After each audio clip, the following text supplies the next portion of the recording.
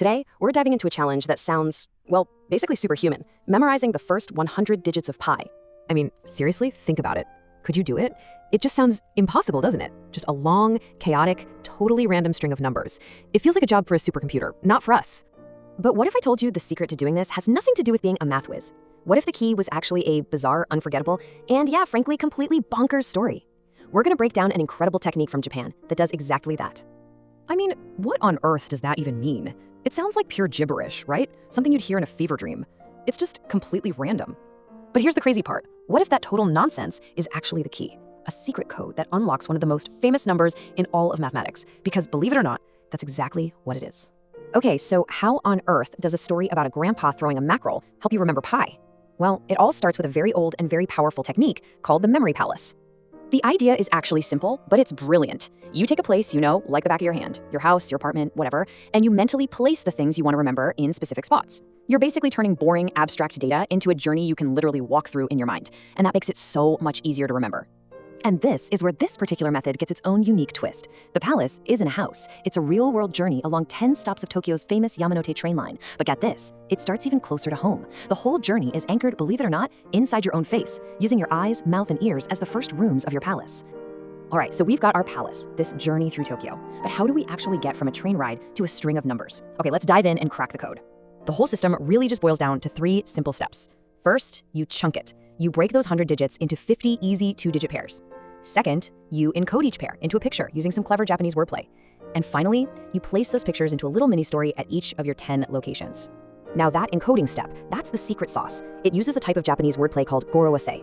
It's basically a system for making puns out of numbers. The sounds of the numbers get matched with words that sound the same. For instance, the number 14, ishi, sounds just like ishi, the word for doctor. Or 15, ichigo, becomes ichigo, a strawberry. See how that works? You're systematically turning these boring, meaningless numbers into concrete pictures you can see in your head.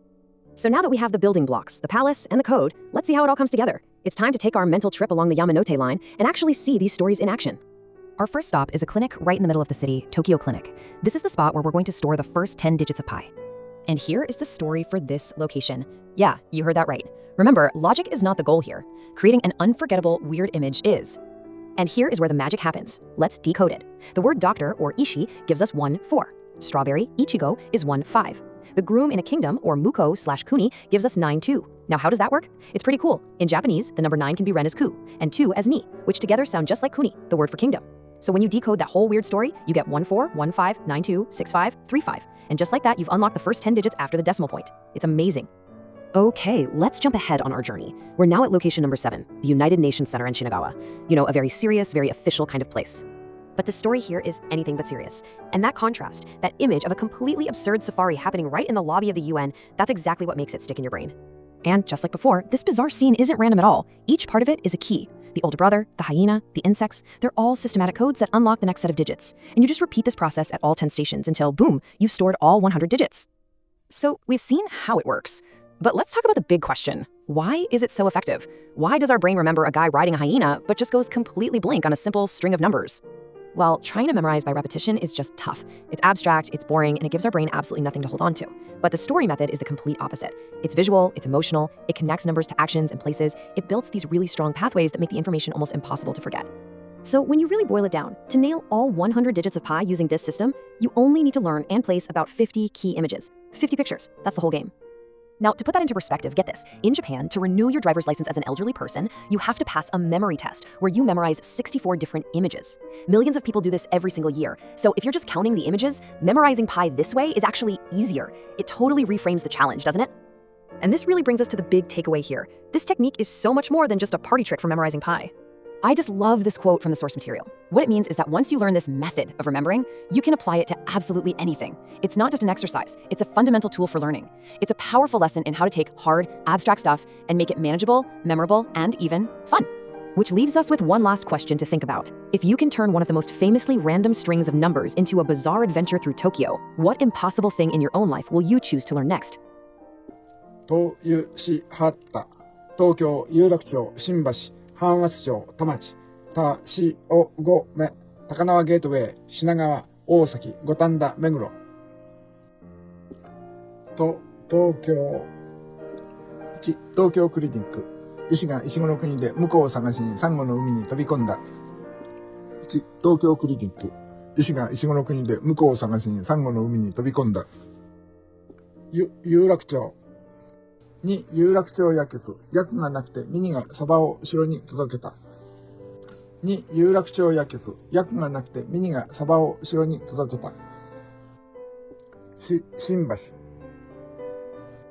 3、新橋温泉。風呂でじいさんがサバをミニに投げたら軟球を返した。3、新橋温泉。風呂でじいさんがサバをミニに投げたら軟球を返した。浜松町。4、浜松町氷山。氷の庭の橋の上で一休泣いた。4、浜松町氷山。氷の庭の橋の上で一休泣いた。田町。5、田町農園。ムクドリがザクロを食べて草刈りをして名古屋に10円玉を投げた。5、田町農園。ムクドリがザクロを食べて草刈りをして名古屋に10円玉を投げた。高輪ゲートウェイ。6、高輪ゲートウェイ食堂。ご飯の中から仁王が国後にシクラメンを投げたら獅子に当たった。6、高輪ゲートウェイ食堂。ご飯の中から仁王が国後にシクラメンを投げたら獅子に当たった。品川。7、品川国連センター。国連で兄さんが女とハイエナに乗って虫取りをした。7、品川国連センター。国連で兄さんが女とハイエナに乗って虫取りをした。大崎。8、大崎オウムセンター。オウムが庭でムニエル食べてお鉢の中で五句の掛け算唱えた。8、大崎オウムセンター。オウムが庭でムニエル食べてお鉢の中で五句の掛け算唱えた。5、五反田。9、五反田ハム。ハムが庭で王様と芝生の上の25メートルプールで泳いだ。9、五反田ハム。ハムが庭で王様と芝生の上の25メートルプールで泳いだ。目黒。10番。目黒マグロ店。刺身が窓ガラスを吹いたら稲妻が光ってオウムが軟球投げた。10番。目黒マグロ店。刺身が窓ガラスを吹いたら稲妻が光ってオウムが軟球投げた。All right, let's just jump right in. We all know about pi, right? That never-ending, kind of mysterious number. But have you ever seriously thought about memorizing it? Like the first 100 digits? I know, it sounds completely impossible. But today, we're going to break down this incredible, super creative method from Japan that turns this huge math problem into a weird, unforgettable story. So let me start with this. In a Shinbashi hot spring, a grandpa threw a mackerel at a mini who threw back a softball. I mean, what does that even mean? It sounds like total nonsense, something you'd hear in a dream. But what if I told you that this completely random sentence is actually a secret code?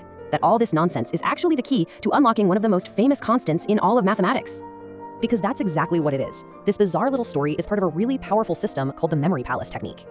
The memory palace is this ancient trick for remembering things. The idea is actually pretty simple. You picture a place you know like the back of your hand, say your own apartment, and you mentally place the things you want to remember in specific spots. So you're turning abstract data into a journey you can literally walk through in your mind, and that makes it so much easier to recall. And here's where this Japanese method gets really interesting. The palace here isn't a house. It's a real route through 10 different locations in Tokyo. You start at a clinic, you end up at a tuna shop. Each one of these places becomes a stage for a tiny part of our story. The whole thing really just boils down to 4 steps. First, you set up your palace, those 10 spots in Tokyo. Second, you create these totally wild, bizarre stories for each location. Third, you learn the secret to linking each story to 10 digits of pi. And finally, when you want to remember all 100 digits, you just take a mental walk through your palace, replaying each little scene. Okay, now for the really fun part, the stories themselves. Because with this technique, the crazier the story is, the better it sticks in your brain. And trust me, these stories are definitely absurd. For example, in one scene, you have a parrot eating fish while reciting multiplication tables. In another, a mythical king just pops out of a rice bowl and chucks a flower at a lion.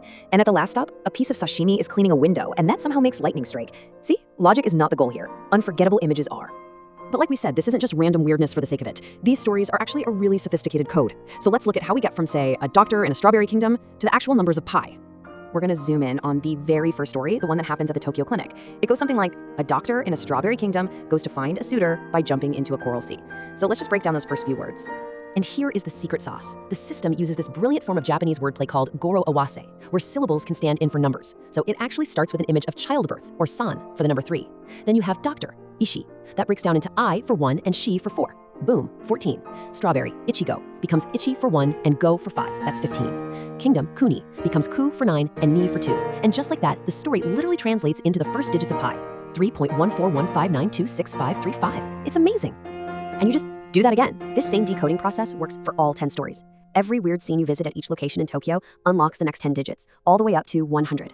So now we've got the how, but let's talk about the why. Why is this so effective? Why does our brain remember a fish cleaning a window but totally blank on a simple string of numbers? Well, what you end up with is this beautifully elegant system. It takes a long, chaotic string of numbers and maps it onto an ordered journey. By chunking all 100 digits into these 10 memorable little groups, our brain can actually handle the information. And that, right there, is the core of why this works. I mean, just think about the difference. Rote memorization is tough, it's abstract, and let's be honest, it's boring. It doesn't give our brain anything to hold on to. But the story method, it's engaging, it's creative, it connects numbers to images and actions and places, building these really strong connections that make the info almost impossible to forget. And get this, here's a really cool piece of perspective from the source. To nail these 100 digits, you really only need to remember about 50 key images from the stories. Now consider this. In Japan, to renew your driver's license as an elderly person, you have to pass a memory test where you memorize 64 different images. Millions of people do that every year. So if you just count the images, memorizing pi this way is actually easier. I just love this final thought from the source. It frames this whole technique as something much bigger than just a tool. Gaining a memory palace is like getting a lifelong memory passport. It literally opens up what your brain is capable of. So, at the end of the day, what this shows us is way more than just a cool party trick. It's a powerful lesson in how to take really hard, abstract information and make it totally manageable and memorable. It's a whole new way to think about learning. And that kind of leaves us with one last question. If you can memorize 100 digits of pi with a few silly stories, what impossible thing are you going to learn next? 1、東京クリニック、医師がイチゴの国で向こうを探しにサンゴの海に飛び込んだ。14、15、92、65、35。2、有楽町薬局。薬がなくてミニがサバを城に届けた。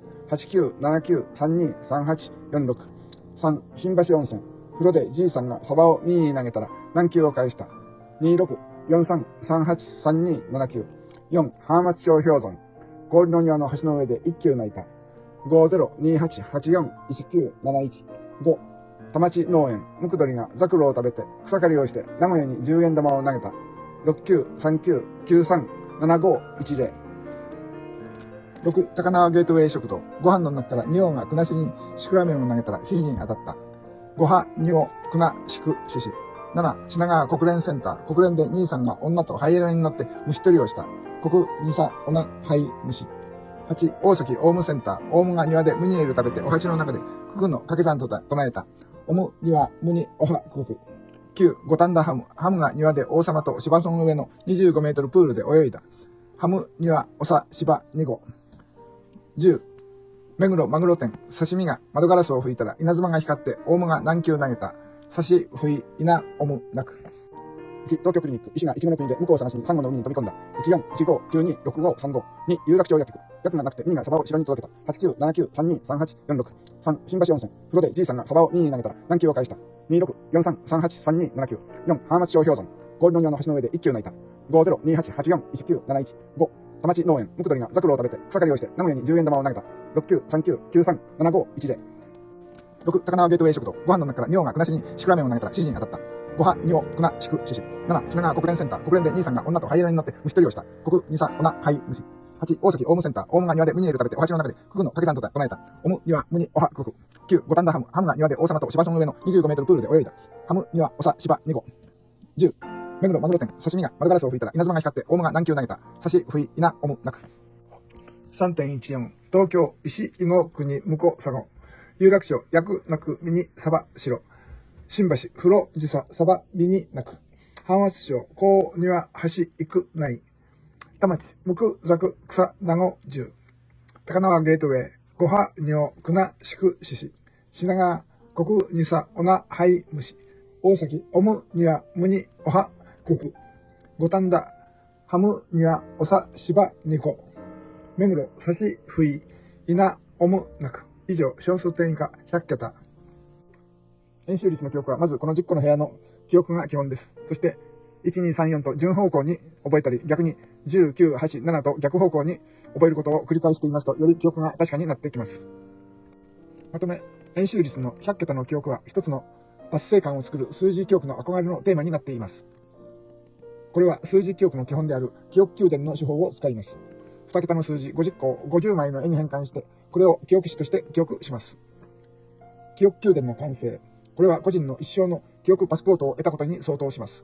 一方、毎年200から300万人が受験する高齢者の運転免許試験は64枚の絵を覚える問題ですが、円周率の記憶は50枚の絵の記憶です。